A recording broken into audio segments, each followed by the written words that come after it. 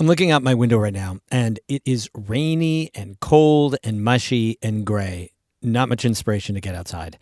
But 80 miles into the Adirondacks from here and some 4,000 feet up, there is a good amount of snow on Whiteface Mountain. And this weekend, Whiteface is celebrating a relatively early opening. Yes, the weather has been cooperative, but it's cutting-edge snowmaking technology that's made that early opening possible. We talk with the guy who gets the slopes ready for skiers on today's Story of the Day. Support for Story of the Day comes from Clarkson University, offering over 95 programs of study with campuses in the Hudson Valley, Central, and Northern New York. More at clarkson.edu. Hey, I'm David Sommerstein. It's Friday, November 14th. First up, Governor Kathy Hochul and New York City Mayor-elect Zohran Mamdani are talking about how they can push back against the Trump administration if it sends National Guard troops to New York. Jimmy Vielkind of the New York Public News Network reports on their meeting yesterday. Hochul's office says the pair of Democrats met for 90 minutes. They discussed Mamdani's early appointments and how Hochul can help with the transition at City Hall. They also went over the state budget and how much money might be available to expand child care subsidies.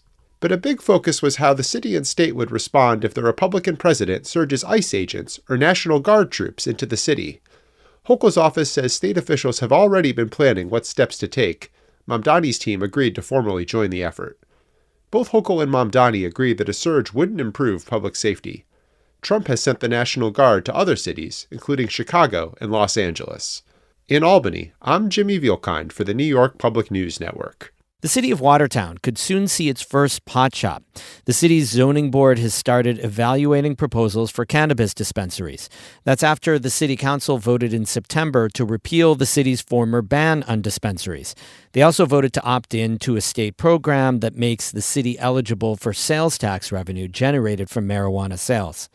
As WWNY-TV reports, several businesses have already made applications to the city's zoning board. At a meeting last week, one was denied while another was tabled. Two others are in the process. Denied businesses can challenge zoning decisions with the state's Supreme Court. Last week, the state's Office of Cannabis Management celebrated the opening of New York's 500th licensed dispensary statewide.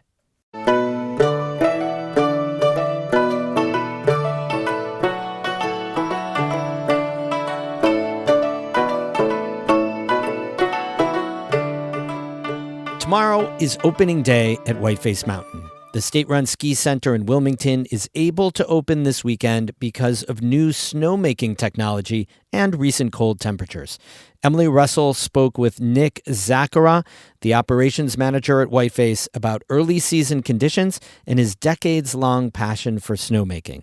We have good temperature up high on the mountain, so we're able to make snow up there and do what we can, pull water out of the river and pump it all the way up the mountain and make the best use of what temperatures and elevation we have. We've been able to do that starting on November 1st was when we fired the guns up there. So that was our earliest fire up ever, which we were excited about, just 28 days after we had 8,000 people here for a mountain bike World Cup. So to be able to turn things around that quickly is a big effort, and a lot of respect and hard work went into that from our crew, snowmaking crew, trail crew, a lot of work from those guys.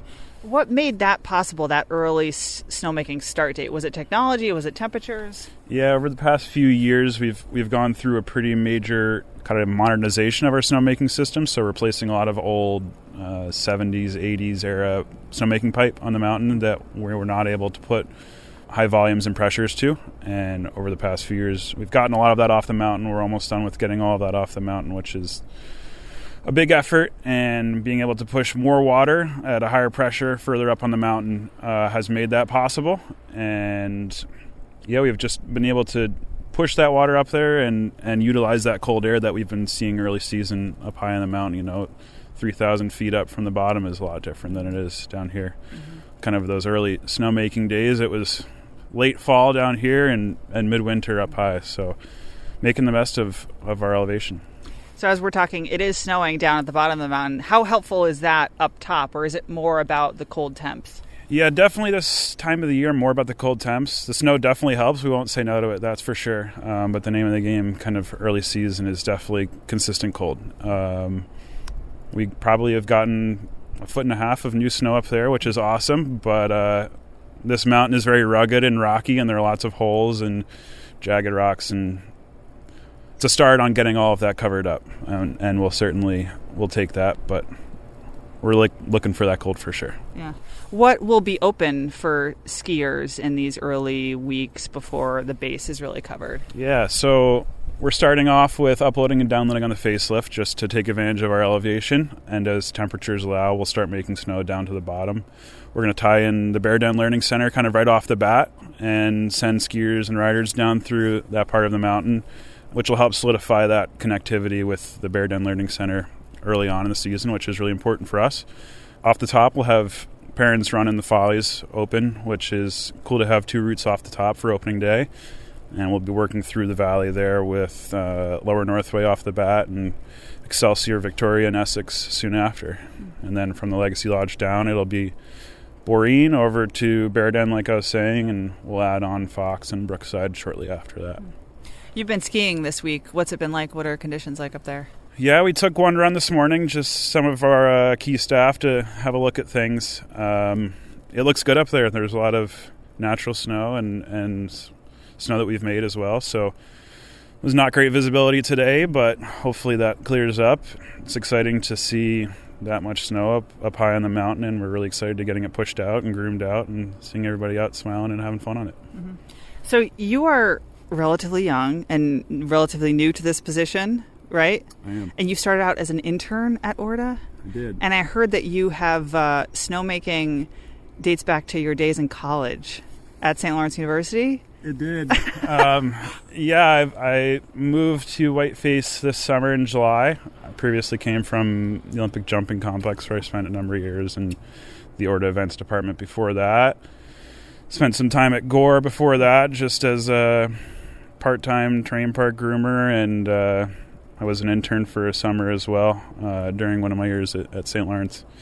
And yes, did make some snow at St. Lawrence, but it does predate that as well to my time in my front yard back home at my parents' house. This will be my 20th year having some sort of involvement with snowmaking. Wait, so. What? Go back to that childhood snowmaking. Yeah, when I was 9, my dad and I figured out a little homemade snow gun off an air compressor and the garden hose, and we didn't have a ton of snow in the yard to work with, and I saw it happening at the ski areas and wanted to do it myself too so I could get some turns in after school. It's turned into a career for me.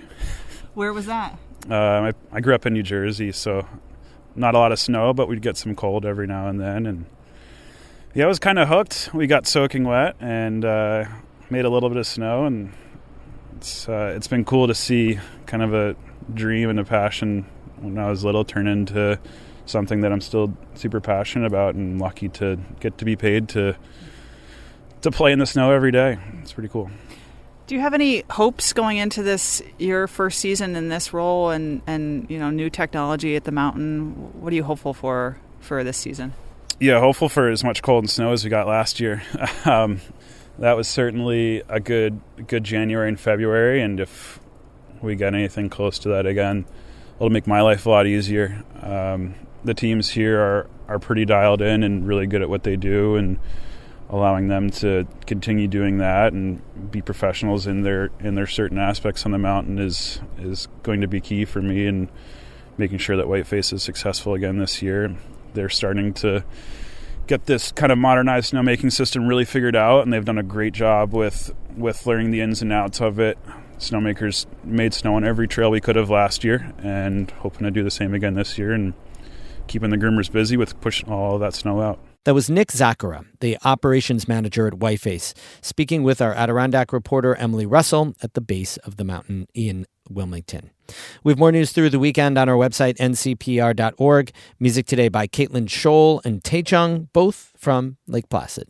Have a great weekend. I'm David Summerstein, North Country Public Radio.